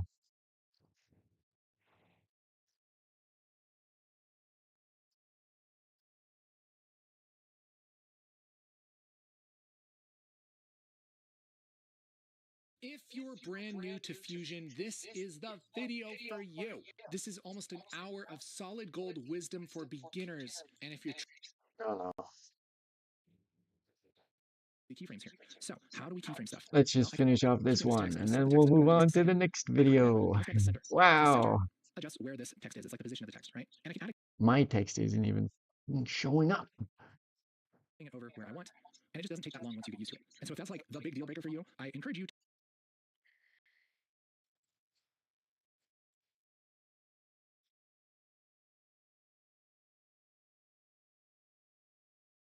Okay. Doesn't explain why mine isn't there. Have I like hidden it or something? I'm gonna do a funny bit. It's called deleting everything and doing it again. Add tool, composite, merge. Merge the two. Oh, there you go. Now they're connected. Add the text to the merge. Why? Why don't you just make me do it? just take a few minutes and practice just adding things with a merge. Let me do it. God damn it. Having car trouble? Why does it work now? Oh, Because it's really not that bad. And a merge why does God spit in my face this is how you constantly? put any Like, image over another image. What's confusing for a lot of people, especially coming from After Effects, is that this is not how you add an effect to an image. So if you're going to add curves or color correction or brightness contrast or something like that, or a blur on something, you don't put it on top of something. Even though in After Effects you're used to the idea of dropping effect on something, in Fusion you run images through effects. To change how a picture looks, you gotta run it through an effect. Oh, to change how my picture looks, we gotta run it through an effect. I want to burn you. So if I want to color correct this whole thing, I can grab color Anyway. corrector and run everything through this color corrector, and now I can push this. But he like searches, or does he just? So if I want to color correct this whole thing, I can grab the color corrector and run everything Okay, he just grabs it from a quick key. But is there a search option? blue. I don't And want if I forget to to do color correction, find take this text everything out all color the actually just so we can time. see it. So I'll make this text like yellow. This reset our color corrector so we have this yellow text, and as I move this blue, it kind of neutralizes it. And so that color correction is being applied to Beautiful. the background as well as the text, because the text is being put over the background and then we're color correcting it. Again, it goes in this direction, right? It goes along the flow. So again, this seems more complicated, but it's actually a better way to work. Because think about how many times in After Effects you've been like, okay, well, I want this color correction over a group of layers, and so you would maybe use an adjustment layer. This is essentially like an You adjustment layer, really right? have to Everything go to that the runs into toilet. this color corrector is This color is corrected. If I want to cool, color correct though. something by itself, I just do it. I don't know how legal it is to do it this way, like a live stream of it, but it helps me accountability-wise, even though no one's watching. Literally 0 people. Trying to wrap your head around before it gets merged. So I can take this color corrector, I'm just holding shift to But move this out it's of the flow and almost drop it back 2 in. a.m., And so now I I might can do have that to color go to correction bed. without affecting my text. And if you've been paying attention, you can actually kind of see that we still do have layers here in Fusion. It's just not set up with a layer panel. Now, how does that work? Well, this is layer 1, this is layer 2, this is layer 3. So it just kind of goes from left to right because we're still stacking things on top of each other. So this is like, this is Okay. footage, this is an adjustment layer, and this is a text layer. They just go from left to right instead of bottom to top. Okay, but what about animation? We don't have a timeline with layers and keyframes and everything to move around, right? Well, actually, we do. If we go up here to this button and click on keyframes, that'll open up our keyframes panel. And sometimes by default, there's the Yeah, third this menu is here. where We have we're at. animated checked right here. So if we uncheck animated, We'll finish that's off this and then I'll go to bed. I do need to edit a video as well. something that looks an awful like the It After would Effects be timeline. so The only much fun difference to is play that with, these though. aren't really set up in layers. This is just a list of all of the nodes in our flow. But going from left to right, we have our playhead. And if we animate things, we're going to be able to see the keyframes here. So how do we keyframe stuff? Well, I can keyframe this text. I'll just select the text, go over to this second icon here, and let's grab the Okay, we'll do the same. Select the text. center. So the center adjusts where this text is. It's like the position of the text, right? And I can add a keyframe. This should be somewhat familiar. There's a little icon here, and if I click that, that's going to add a keyframe. And now look what's happening down here. We have a little white tick mark. That is a keyframe for the layout center of our text. And so I can move to the beginning of our Why? shot, and let's take the layout center and take this text down. And as we go forward in time, this moves up to that next keyframe. So it really works pretty much the same way After Effects does. Just the keyframes are kind of in their own. We have a little white tick mark. That is a keyframe for the layout center of our text. And so I can move to the beginning of our shot, and let's take the layout center and take this text down. And as we go forward in time, this moves up to that next keyframe. So it really works pretty much the same way After. Oh, that's so easy. What the fuck? Okay, cool. I'm so used to, because in Windows Editor, you had to, if you wanted a smooth thing like that, And let's take the layout you center and had take this to text down. ding, ding, As we go forward in ding, time, ding, this moves ding, up to that ding, next keyframe. ding, So it really ding, works pretty and much the just same way set After the Effects. frame rate really high. This is like a smooth animation, essentially. That's what I'm used to. Not that I did a ton of videos, probably like 4 or 5 or something. Just making stupid animations. Does. Just the keyframes are kind of in their own panel. They're not in the main timeline. And these aren't set up in layers. The actual layers and everything are controlled by the layout of the nodes. So this Awesome. Keyframe, let's go. Boom. Something else happened. It's still there, but something else is here now. Oh, the fuck. Did not mean to do that. I wanted to move this. Okay. Text keyframe. And then I want to move it from the start here. Actually, we'll move it with this so it actually maintains an axis. Having car trouble? Okay, I missed are kind of in something. their own panel. They're not mark. That is a keyframe for the layout center of our text. And so I can move to the beginning of our shot. And let's take the layout center and take this text down. As we go forward in time, this moves up to that next keyframe. So it really works pretty much the same way.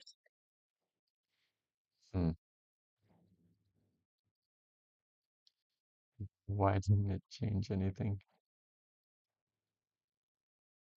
Is it because this is supposed to be above? Does the order matter? Car trouble? Now I'm having car troubles again. This text down. As we go forward in time, this moves up to that next keyframe of our text. And so I can move to the beginning of a. And now look what's happening down here.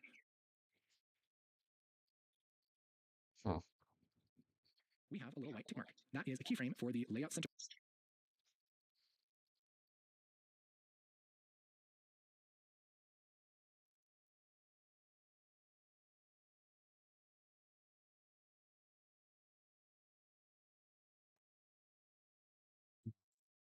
Text keyframe it.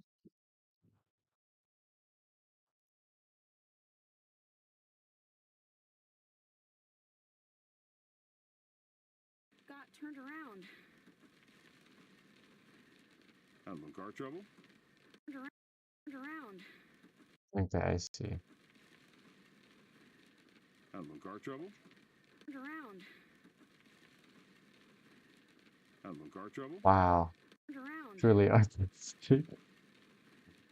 I Having think car I'm trouble? ready for the movies. Of our text. And so I can move to the beginning of our shot, and let's take the layout center and take this text down. As we go forward in time, this moves up to that next keyframe. So it really works pretty much the same way After Effects does, just the keyframes are kind of in their own panel. They're not in the main timeline, and these aren't set up in layers. The actual layers and everything are controlled by the layout of the nodes. So this keyframes, this is basically just the timing of the animation, and it's also kind of the ins and out points of the footage. So I can grab this footage and move this back and forth, and kind of do my ins and outs, just like you would in After Effects. I can grab the edges here and trim this in a very similar way. The thing that's less intuitive is that it's just kind of broken up a little bit. So this is pretty much just timing, and this is the layout of the layers. Now, if I want to ease these keyframes, I can do that a few ways, but I think the best way is to open our spline panel. Now, our spline panel is pretty much like the graph editor. Line. No. Keyframe's gone. Spline is All here. I have to do is select what I want to view, so this displacement, and then there's this button right here which sets our zoom. Click on that, and now we have this graph of our. All I have to do is select what I want to view, so this displacement, and then there's this button right here which sets our zoom. Click on that, and now we have this graph of our animation, and this should look very. The thing that's less intuitive is that it's just kind of broken up a little bit. So this is pretty much just timing, and this is the layout of the layers. Now, if I want to ease these keyframes, I can do that a few ways, but I think the best way is to open our spline panel. Now, our spline panel is pretty much like the graph editor in After Effects. All I have to do is select what I want to view, so this displacement, and then there's this button right here which sets our zoom. Click on that, and now we have this graph of our animation, and this should look very familiar if you've ever used the graph editor. I can select either of these keyframes, and I can adjust the handles, and I can flatten them just by selecting them and hitting F on the keyboard, and that's going to ease my curves. So I have a way to animate our text as well as adjust the animation and the easing. It's just in a slightly different place. And so all of the timing and everything happens my curves. Editor. I can select either of these keyframes and click on that, and now we have this graph of our animation. And this should look very familiar if you've ever used the graph editor. I can select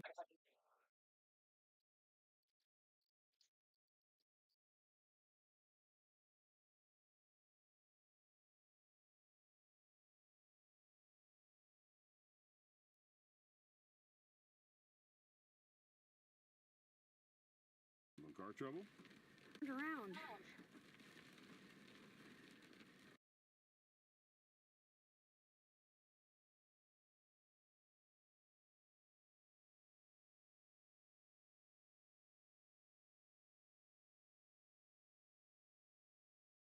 Having car trouble?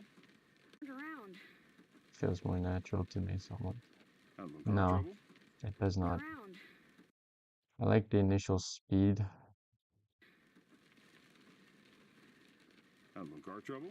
Oh, wow. Around.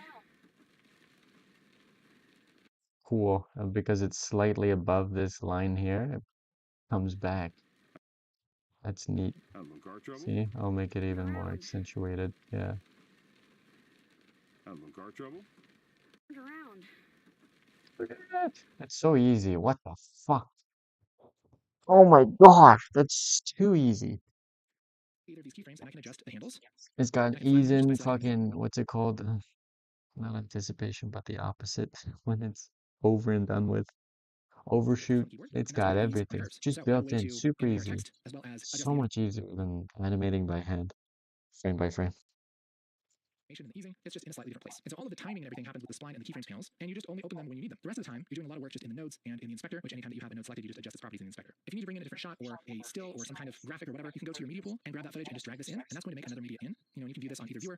And now we have this, and again, we can just merge it over by dragging the output over the output like that. And I can do any kind of adjustment that I would expect to be able to do in After Effects by selecting one of these nodes and adjusting its properties. Now, something to mention about when you put an image over another image with a merge. In After Effects, if you were to make a layer, that layer has certain properties like size and rotation and that kind of thing. In Fusion, it's broken out a little bit where this media itself doesn't really have those properties. It doesn't have scale and rotation. It doesn't have transform properties. The transform properties actually live in the merge that it's attached to. And so if I select this merge and adjust the size, that's how we would adjust that. Because really, this merge, this is adjusting how that image goes over the background image. That's its job, is to figure out how to do it. This is the image it's using. We're connecting it to the green input, which is the foreground input, and then the merge determines how that happens. Now, normally, what I would recommend is that instead of doing this in the merge, you run it through a transform node. So a transform node, again, it's just kind of a separated way to control things. So this icon almost in the middle, this is a transform node. I can grab this and drag it in and make sure that it's connected. And now that transform node will do pretty much the same thing that that merge does. But here's the difference. Here's the big change in mindset that I really recommend that you try and have. The advantage of nodes is that you can see everything that's happening in your comp without having to open up the properties of layers, without having to dig in. How many times have you opened up an After Effects project maybe that somebody else did, and you're just completely lost? And it takes you like 2 hours to figure out what the heck is even going on because everything's kind of hidden and twirled up, or hidden in several pre-comps and everything like that. Here, it's all laid out. You can see all the steps, like it's all laid out on the table. Okay. And so with this transform, this adjustment that we're making to the size, and maybe moving this over here for a picture-in-picture thing, we could rename this transform and call this PIP for picture-in-picture underscore XF for transform. Hit OK. And then we know that this is what's controlling that picture-in-picture. We can turn this off and on and see what it looks like without it or with it.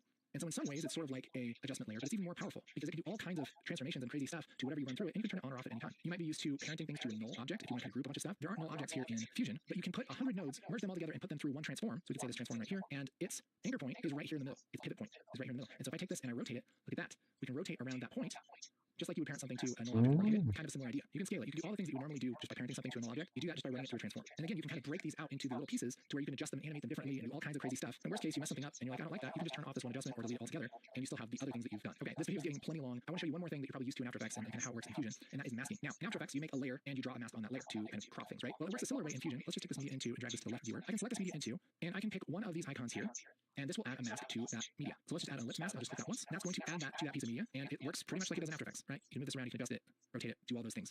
But look what's happening in the notes. What we have is our media in, and this mask isn't hidden inside of this layer. And you don't have to twirl it down or find any masks or anything. It's right here on the table. The ellipse mask is a separate node that's just attached to this blue input. Again, it's so that you can see it, so you can see what's going on. And so you could rename this mask, you know, headlights. MSK, right? Oh. You mask this headlight. Just say headlight L. So left headlight mask. I can copy and paste this mask just by dragging that Control C, Control V. We'll rename this. I'm just hitting F2 to rename it. We'll take this right headlight mask and put that here. And by default, those masks will add together. And so that we have this mask that we're applying to our media and just cutting out those headlights. And here's what's really, really cool. This is the thing that just gets me going about nodes. Let's say you really like this mask and you want to copy it and put it on this media for whatever reason. Normally in After Effects, what you would do would be to grab the masks and copy them, right? And you can do that here. I could select both of these masks, Control C, double click off Control V, and I can take this output and plug it into the media in like that. I can totally do that. And that would work the same way. If you still want to do that, that's fine. But here's what's magical. I can take the output of this, and I can drag multiple outputs from any node, and I can just plug this into the media in, and I don't even have to duplicate it. It uses that same mask for multiple things. And so I can take this mask and move it around, and it's going to move around on both of those layers. Isn't that nuts? That's so cool. So the little bit of speed that you lose by just having to make a node for everything, you gain in being able to use the nodes for multiple things, and also not having to guess what the heck is going on in your pre-comp and the pre-comp and the pre-comp. It's all laid out here in the nodes. I'm definitely continuing with this. So let's take all of this and let's make something practical. Let's make just some really basic animated titles. Let's do the equivalent of making an After Effects composition. I'm gonna go up here to media pool and right click in the empty space and go to new Fusion composition. And we'll just call this title 1. And then I double click on this title 1 and that'll open up a new Fusion composition. The only difference here is that we don't have a media in. That's because this isn't living in the timeline. It's kind of its own brand new thing that we're starting from scratch. Let's say we want to make a colored background. In After Effects, you would start with a colored solid, right? In Fusion, that's this icon right here, this background icon. Grab this, and this is essentially making a solid, all right? So let's maybe we'll make this kind of a blue, teal looking thing.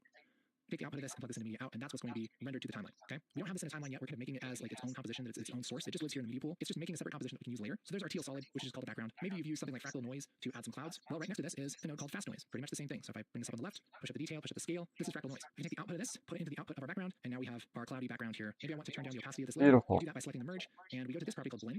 Take this blend and down like that. That's just our opacity. So we'll just take that down a little bit like that. Just kind of break this up. Let's actually select this fast noise and push the scale down a little bit. Just make that, just to break up the background a touch. Now we want to get some text. Grab this third icon over this text. Again, just merge it over like that. Take this text and we'll just say title 1. Pick my font. There we go. Making our text. And I just set the text size. Let's have this text kind of drop out of nothing. We can select our text and add a mask just by clicking on maybe this rectangle. That'll have a rectangle mask. So that's going to draw the text only within this mask. Just make the mask just big enough to go over our text. And then select our text, go to layout, and I can animate this center. And we'll go to frame 20 or so. Put a keyframe on center. Go back to frame 0. And then we'll push the center up. Just grab this and push this way. So now we have it coming down out of nothing. See what we're doing? Just like After Effects, but we want that to slow down. Normally we would just ease that. Instead, I'm going to go over to Spline, Displacement. Make sure to click this button so that we can see the whole graph. And grab this last keyframe and hit F on the keyboard for flatten. Now we have that coming in and slowing down until it stops. Yeah, buddy. Maybe we want a little drop shadow on this. Again, just like you would add an effect to a layer. We're just going to run this text through an effect called shadow. And we're going to push that offset around. Now we have our drop shadow like that. Beautiful. See what we're doing here? And you can continue building your title. Oh my like this god. in Fusion, just like you would in After Effects. This is so cool. It just takes a little bit of getting used to building with merges instead of just dragging in layers, running images through effects instead of putting effects on layers, connecting masks to these blue inputs instead of putting the mask on a layer. Really, everything is kind of spread out and separated a little bit more than it is in After Effects, but it's for a reason. It's so that you can easily figure out what's going on, and everything's built to be really modular. There is so much more to show you about Fusion. If you want more, make sure to let me know in the comments. But I also have a free workshop. It's about 2 hours long, where we walk through the basics of making motion graphics in Fusion, and there's also a link to our motion graphics starter pack, which comes with textures and What fonts the and color fuck? palettes and over. Why is so much free? He's trying to sell me something. Salutation. Yes, I love you, man. I would love to give you a smoochy, big old kiss, big old wet, little fucking yes. Okay, I'll just save this to all my playlists. I'm getting way too many of them. So many. We'll just also bookmark this, and that's it. Okay, I'll call it now. I have to go to bed and go to the toilet, so that's all. So I'm now gonna end the stream. So I'll see you guys another time. Hopefully it was something. I mean, it doesn't have to be anything. It's just so people know that we all start like this, and it's equally chaotic for everyone. So it's cool. I think it's a cool thing to look at, and I think it's good to capture it early. I think we'll see. Okay, see you another time.